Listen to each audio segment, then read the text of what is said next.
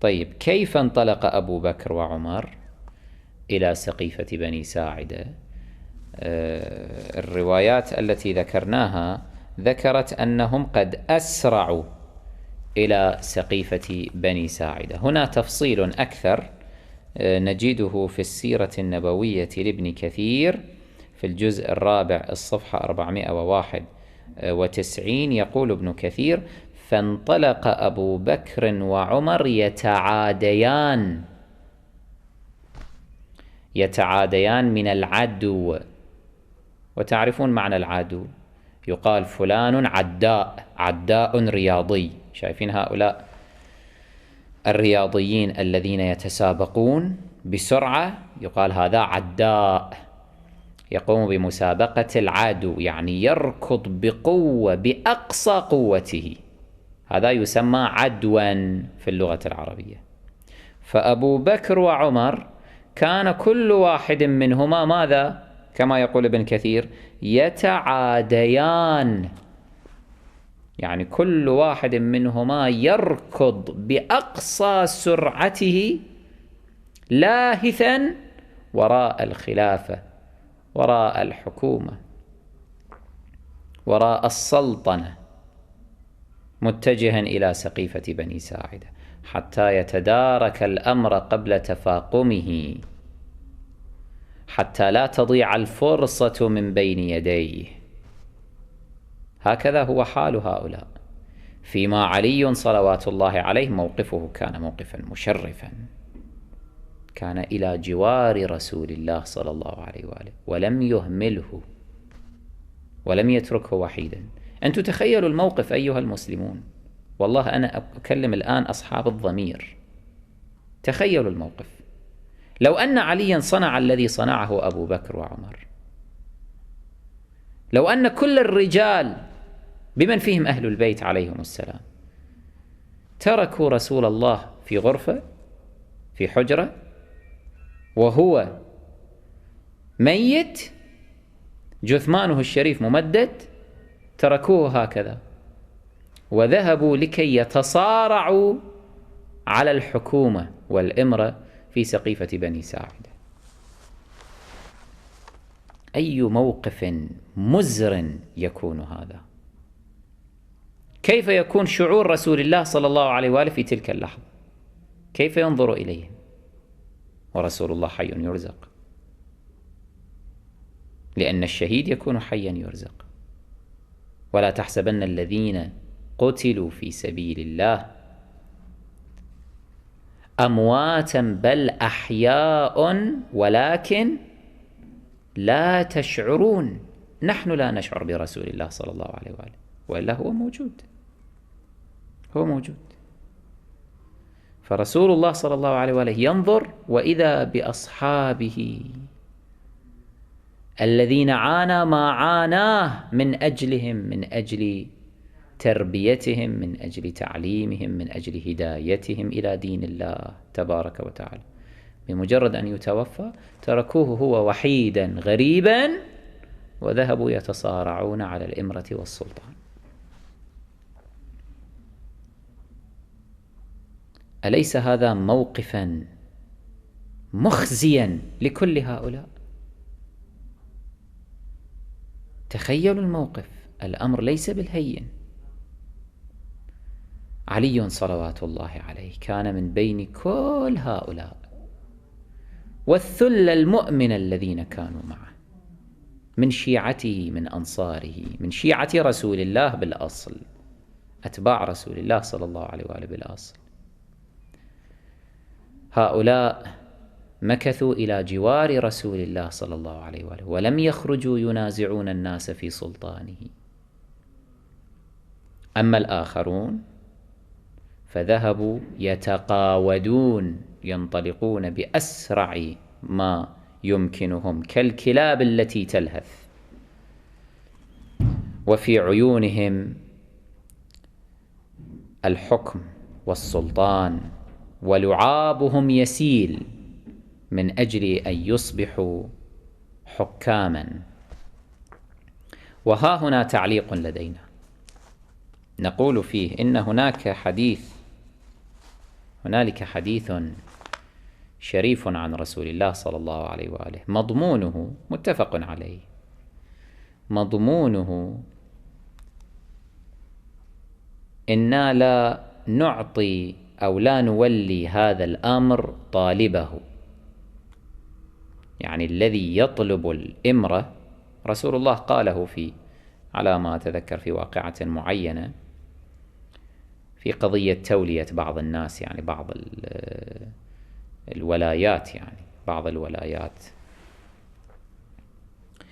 فالبعض كانوا يطلبون ذلك، فرسول الله صلى الله عليه وآله رد عليهم قائلا إنا لا نعطي هذا الأمر طالبه، لا نعطيه لمن يطلب، الذي يسعى وراء الحكم وراء الإمرة وراء الولاية لا نعطيها إياه، لأنه نعرف أن سعيه هذا يعني سعي بدافع دنيوي، وإلا لما طلب الحكم وحرص عليه كل هذا الحرص. أبو بكر وعمر بشهادة كل هذه الروايات والشواهد التاريخية كانا يطلبان الحكم، ذهبوا إلى سقيفة بني ساعدة مسرعين يتعادون ينطلقون بأقصى سرعة كالعداء الرياضي، كل هذا طلبا للإمرة والسلطان. فكيف نقبل بأنهم خلفاء شرعيون؟ لو كان رسول الله صلى الله عليه وآله حيا لما أعطاهم الإمرة والخلافة أبدا. أما علي في المقابل فاحتفظ بكرامته وبقي في بيته مشتغلا بأمر رسول الله صلى الله عليه وآله، منتظرا أن تفي الأمة ببيعتها له في يوم الغدير بأمر رسول الله صلى الله عليه وآله. لكن الأمة خذلت وخانت كما فعلت أمم الأنبياء السابقين عليهم السلام، خانوا أنبياءهم بعد رحيلهم. هنا يظهر الموقف المتباين بين الشريف والوضيع، بين المخلص والمنافق، بين الوفي والخائن.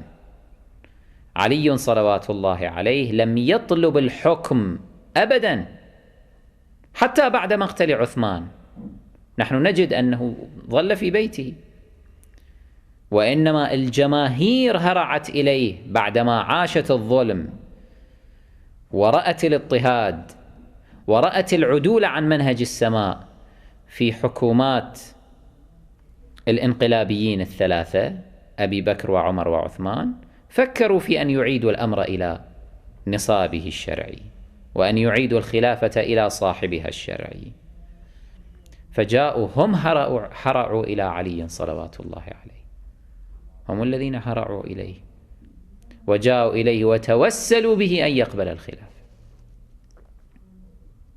هذا هو حال، هذه هي سيرة الأنبياء، سيرة الأوصياء صلوات الله عليهم، لا يلهثون وراء الحكم والسلطان. نعم هم يثبتون حقهم، علي ينطق يقول أنا الأحق، يقيم الحجة، يدعو الناس إلى الوفاء ببيعتهم، أخذ الزهراء عليه السلام والحسنين وطاف على بيوت المهاجرين والأنصار وطلب منهم النصرة. نعم هذا من أجل إقامة الحجة ومن أجل أن يثبت أنه الأحق بالخلافة، لا أنه ينطلق يتقاود مع غيره، يتعادى مع غيره مسرعا هكذا بهذه الصورة المخزية، يطلب الإمرة والسلطان ويترك ما هو أولى وأهم كتجهيز رسول الله صلى الله عليه وآله.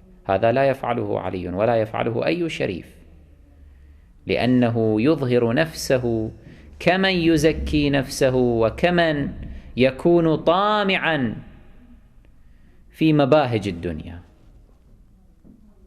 وأمير المؤمنين صلوات الله عليه ما زالت كلمته هذه تصدع في كل زمان وفي كل آن، ما زالت هذه الكلمة لها صداها في كل حقبة من حقب التاريخ. تلك الكلمة العظيمة التي قال فيها علي صلوات الله عليه: يا دنيا غري غيري قد طلقتك ثلاثا لا رجعة لي فيهن. ليس علي بالذي يطلب الدنيا، ليس علي بالذي يطلب السلطان. قال: دنياكم هذه، امرتكم هذه، اقرأوا في نهج البلاغة، أزهد عندي من عفطة عنز، لا تساوي عندي شيئا. كل هذه الحكومة لا تساوي عندي شيئا، نعم، إلا أن أقيم حقا وأزهق باطلا. أكثر من هذا ماكو عند علي بن أبي طالب صلوات الله عليه.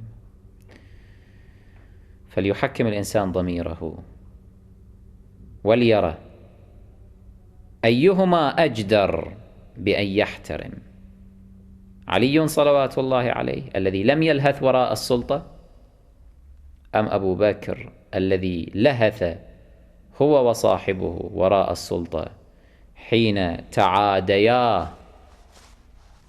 يتعاديان كما يقول ابن كثير في طريقهما إلى سقيفة بني ساعدة.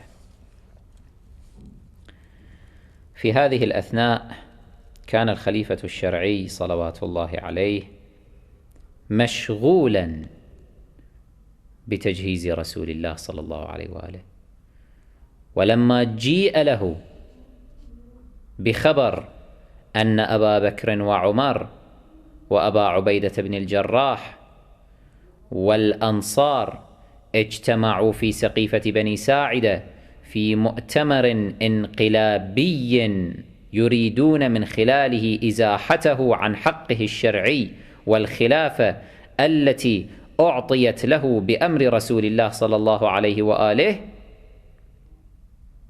ذكر له هذا.